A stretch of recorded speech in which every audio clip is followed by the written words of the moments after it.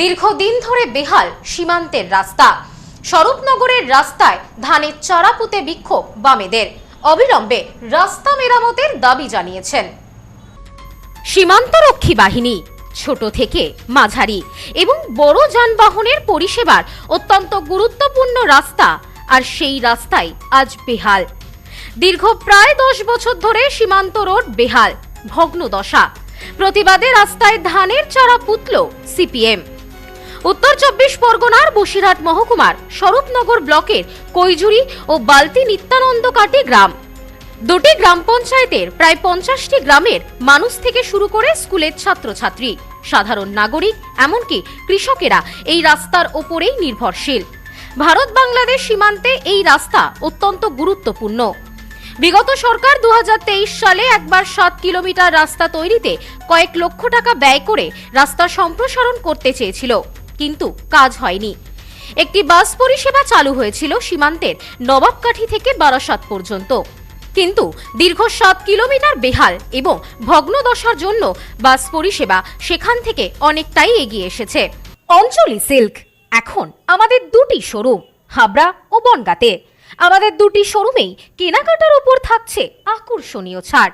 Phone 7044447885, যার ফলে অসুবিধে হচ্ছে প্রায় কয়েক হাজার মানুষের। এই সমস্যার কথা বারবার প্রশাসনকে জানিয়েও কোনো ফলাফল হয়নি।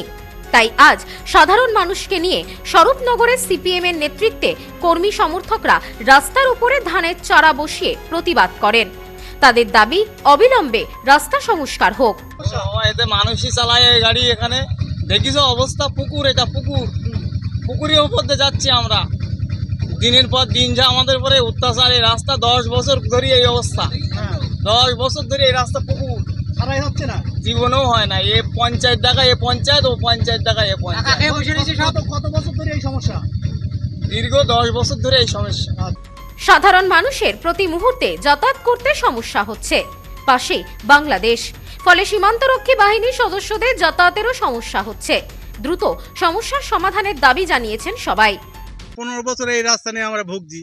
দুটো পঞ্চায়েতের লোক চলে, বালতি পঞ্চায়েত তো একটা ফুল লোক চলে, সেই পঞ্চায়েতের লোকগুলো সব আসতে পারছে না। এই 15 বছর যতদিন এই টিএমসি সরকার আছে। এই বিষয়ে স্থানীয় বাসিন্দা বলেন, প্রায় 15 বছর ধরে আমরাই রাস্তা নিয়ে সমস্যায় রয়েছি। বারবার প্রশাসনকে জানিয়েও কোনো সুরাহা মেলেনি। আমরা চাই প্রশাসন দায়িত্ব নিক এবং এই রাস্তা ঠিক করুক, মানুষ এবং যানবাহনের চলাচলের উপযুক্ত করে দিক।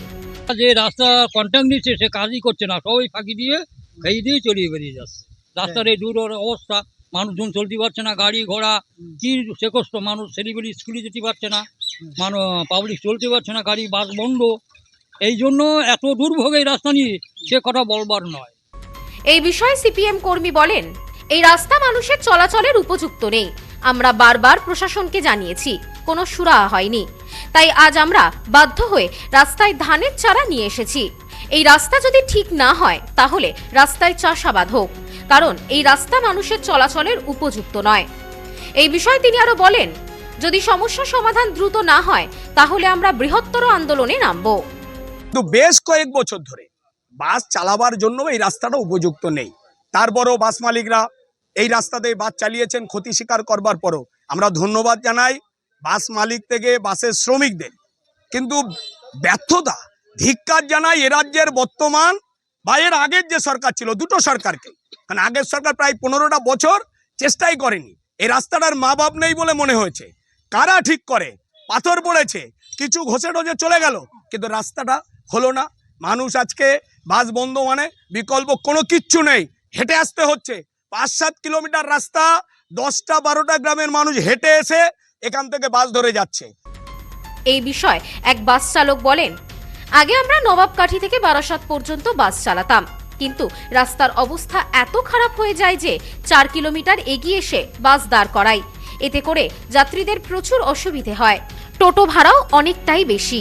আমরা চাই এই রাস্তা সরকারিভাবে ঠিক হোক এবং বাস যাতে ঠিক মতন যাতায়াত করতে পারে এবং সকলেই সেই সুবিধা পায়। রাস্তা বিভৎস খারাপ। গাড়িটা নবাবকাঠি থেকে বারাসাত চলতো DN-35 বাস রুট। তো কিছুদিন আগে আপনার 4 কিলোমিটার রুট এগিয়ে আসলো। কেন? ওখানকার মানে স্থানীয় লোক সব মানে মানুষজন থেকে যে বলছে বালতি ব্রিজ খারাপ খারাপ বলে বালতি থেকে চলতো, বালতি ব্রিজের এপার থেকে। এবার রাস্তা দীর্ঘদিন থেকে খারাপ, প্রত্যেকটা দিন প্রত্যেক গাড়ি 2টো টায়ার পাঞ্চার, 3টে টায়ার পাঞ্চার, টায়ার কেটে যাচ্ছে, মাঝখান থেকে দেখা যাচ্ছে নতুন টায়ার আজকে লাগালাম, কালকে পাথর লাগলো, পুরো টায়ারটাই বাদ হয়ে গেল। Bureau report, news no man's land, Basirhat. পশ্চিমবঙ্গের উত্তর 24 পরগনা জেলার বনগাঁ এলাকায় সুধীর কর্মকার কলেজ অব এডুকেশন এক স্বনামধন্য এবং অতি উল্লেখযোগ্য শিক্ষণ মহাবিদ্যালয়। বর্তমান এই শিক্ষক মহাবিদ্যালয়ে নতুন শিক্ষাবর্ষে বিএড অ্যাডমিশান চলছে। তাই বিএড অ্যাডমিশান নেওয়ার বিষয়ে যে সমস্ত শিক্ষার্থীরা আগ্রহী তারা অতি সত্বর কলেজের অফিসে এসে যোগাযোগ করবেন।